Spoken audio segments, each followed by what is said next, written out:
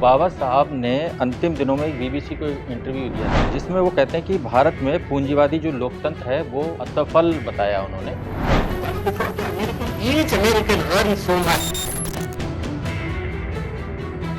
तो बीबीसी का जो इंटरव्यू आया है वो संदर्भ को तोड़कर प्रस्तुत किया जा रहा है।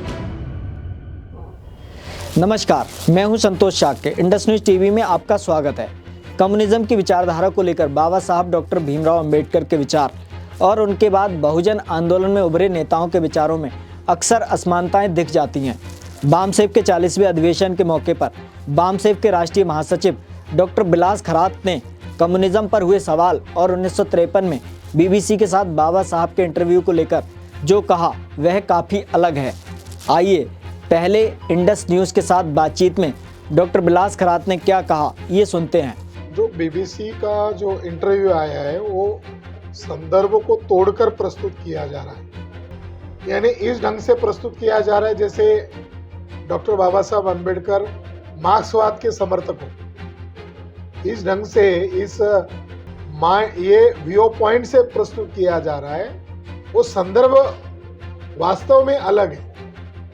वो संदर्भ ये है कि अगर भारत में सोशल डेमोक्रेसी, केवल हमने पॉलिटिकल डेमोक्रेसी एक्सेप्ट की है, जब तक social democracy and economical democracy नहीं आएगी, इक्वलिटी का राज नहीं आएगा, तो भारत का लोकतंत्र खतरे में जाएगा।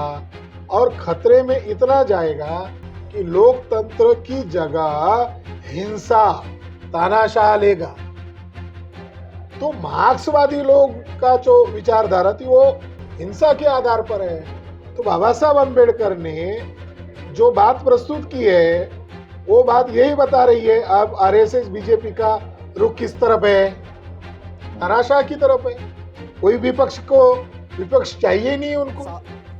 जैसा कि साफ है कि डॉक्टर बिलास खरात साफ कह रहे हैं कि बीबीसी के साथ बाबा साहब के इंटरव्यू को संदर्भ से काट कर बता रहे हैं। अब उस वीडियो को भी देखा जाए जिसमें बाबा साहब से बातचीत हो रही है और उसका जो संदर्भ है, पूरा इंटरव्यू देखने को हम डिस्क्रिप्शन में लिंक दे रहे हैं। इस वीडियो को देखकर ऐसा कहीं से भी नहीं लगता कि संदर्भ से काटकर कोई बात है। बाबा साहब स्पष्ट रूप से कह रहे हैं कि जिस तरह का यहाँ लोकतंत्र है उससे कुछ खास नहीं होना है।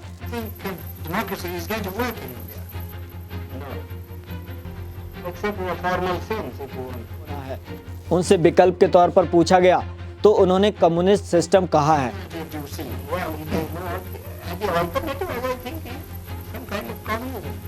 साथ ही ये भी कहा है कि अमेरिका में कम्युनिज्म आने की संभावना कम है क्योंकि वहाँ का जीवन उन्नत है और प्रति व्यक्ति आय भी ज़्यादा है।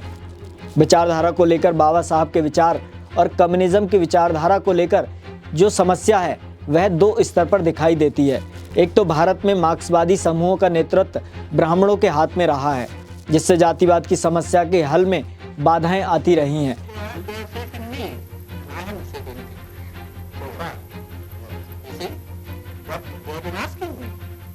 ये समस्या बुनियादी तौर पर मार्क्सवाद की नहीं है, भारत के कम्युनिस्ट दलों की है। कम्युनिज्म का नेतृत्व अगर बहुजन कर रहे हों तो क्या दिक्कत है। फिर दूसरा सवाल खड़ा होता है, कम्युनिज्म में हिंसा शामिल है, ये हिंसक विचारधारा है। यही बात बिलास खरात ने भी इंडस न्यूज़ के साथ इंटरव्यू में कही।